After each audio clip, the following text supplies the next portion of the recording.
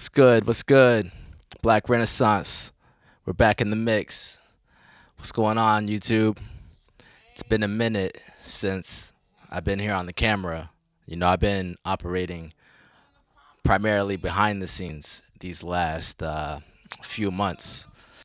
I've been working hard on pulling the studio together, and you guys know how it goes. You know, the goalposts keep moving, better or for worse. But we're getting close. We're getting really, really, really close. I feel like I've realized about probably 90% of my vision, and I'm actively working on closing the loop to get all the way. Because really what I want is to get to a point where studio is just done, and I'm just, every time I come in here, it's just turning on the gear and getting to work. And that's the dream, right? You know, planning and, you know, pulling everything together. That's fun too. But at the end of the day, it's about making the music. And, you know, that's what we got to get back to. So it's coming. It's coming. So bear with me. But this particular video today is actually to do a follow-up on the Strange Fruit release that I dropped a couple of months ago. So interesting story here. I linked with these dudes on YouTube, real good, solid cats by the name of Joe Fire and MPIRE Man at Arms. And, you know, we've been building, you know, pretty heavily. And we all kind of put our heads together and decided that we would take on this challenge where we would all flip the same sample and, you know, put together some content to go with it, and you know, put it up here on YouTube for everyone to see and to listen to. There was a bit of a misunderstanding at one point in there where I thought they were out, and that's why I threw mine up by itself a couple months ago. But that was on me, you know, just misunderstood the situation, and so we're circling back to do it the way that was originally intended, which was to get all three of our beats up here and, you know, put them next to each other and, you know, let the audience be the judge. The sample we decided to flip was Strange Fruit by Nina Simone off of her Pastel Blues album. For those that don't know, this song is a classic on ChatGPT right now. When did Nina Simone release Strange Fruit? Let's see.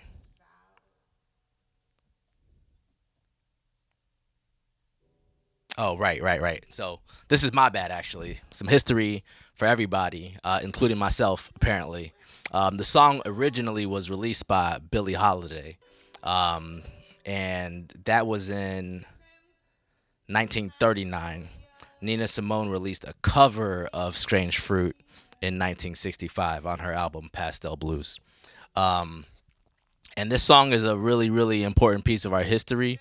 It speaks about a very dark period around the lynching of Black Americans here in America.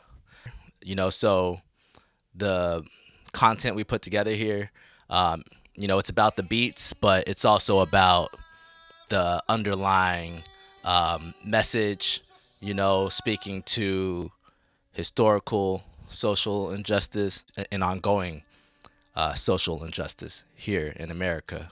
So, yeah, let's jump in. I think you're in for a treat. We had a lot of fun with this, and let's go ahead and run it. And without further ado, we're going to start with my man, MPIRE. All right. Let's see what he got. All right, here we go. MPIRE, first up.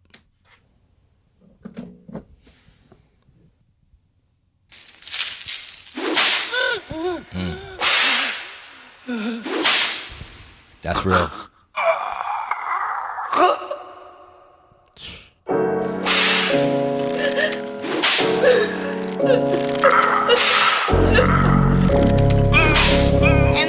And blood at the root. Southern trees.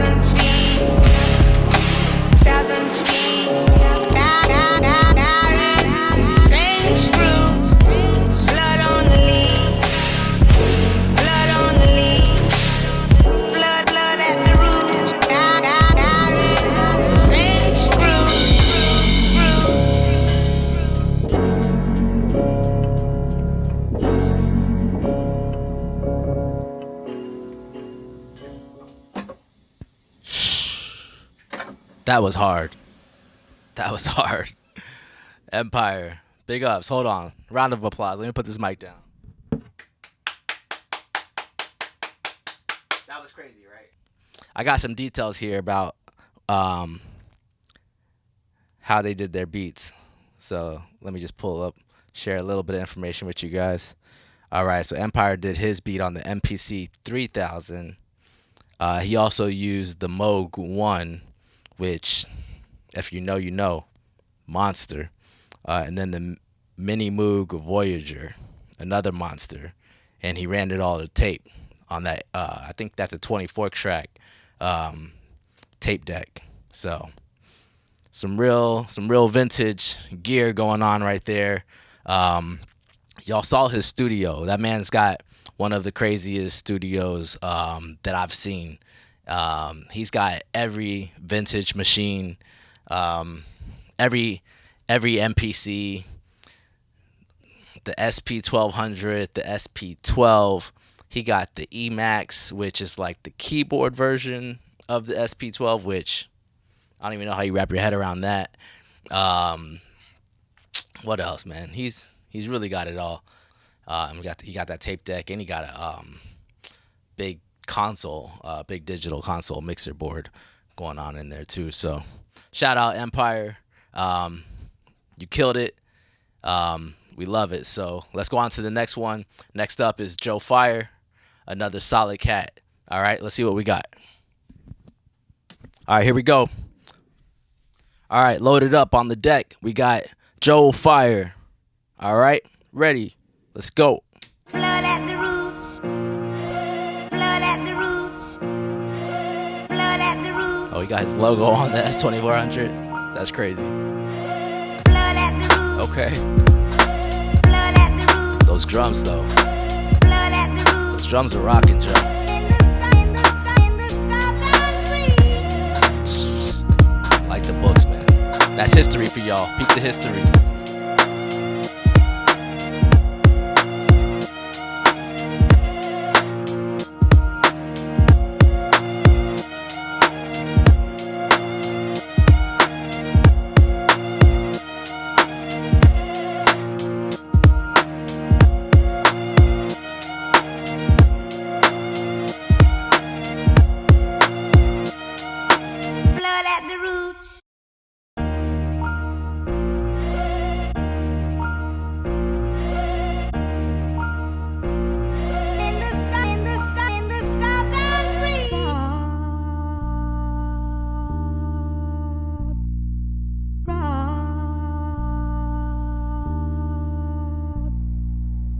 Man, that's fire. Shout out Langston.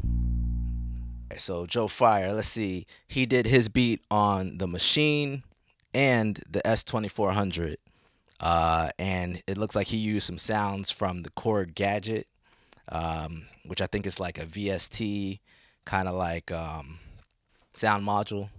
And then he ran his joints through the Zulus, which are those analog tape emulators by Langston Massengale. Once again, let me put this mic down. Round of applause. Dope joints. And, the content y'all threw together, really fit the vibe of the music. So, yeah, I'd love to hear what everyone else thinks. Drop a comment. Let us know what you think so far. All right? And then last up, we'll play the piece I put together, which isn't really brand new at this point. I already released it a couple of months ago, but we'll run it again and add it to the mix. And we'll let the people take it from there. All right, let's go. All right, last on the stage, we have yours truly, Black Renaissance. Here we go.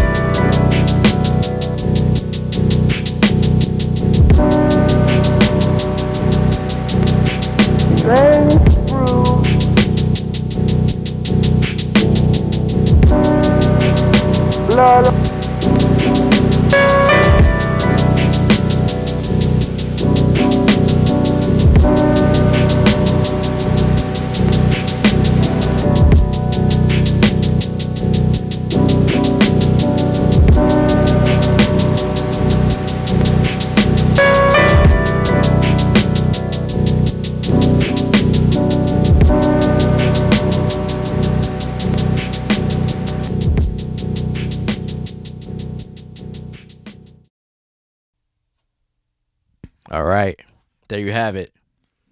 So yeah, just a little bit about my version. I took a bass note from the very end of the song, just this little note. It's just like this as the song was fading out. It was just like a single bass note, just exposed. But I took that one note and I put it on that like rhythmic drone that you hear going throughout the beat. Dun dun dun dun dun dun dun dun dun dun dun dun dun. And I built the whole beat around that. There was a triplet rhythm in there, and I sampled when I pulled the sample from YouTube. I ran it through my analog gear on the way into the S2400, just to like beef it up and give it some flavor. And I think that did a lot to enhance the sound. And so, speaking of the S2400, that's what I made the beat on.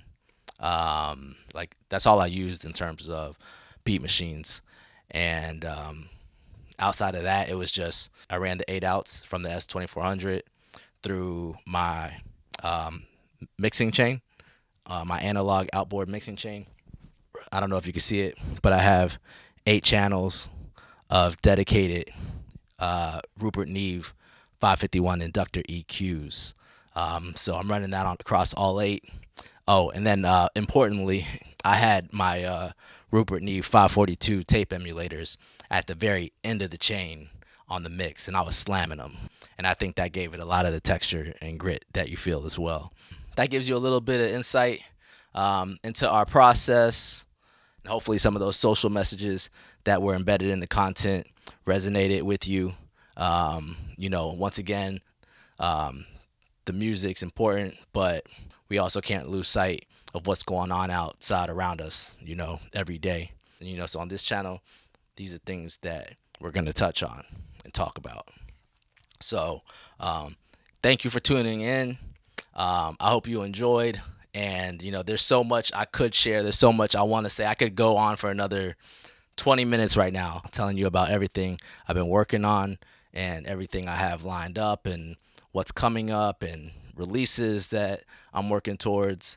But we'll save that for another time and place and let this video be what it's supposed to be. So once again, salute to Empire, salute to Joe Fire. And I'm going to throw their social media up here on the screen. You guys go check them out. And we got more coming. Stay tuned. Black Renaissance. Love y'all. Thank you.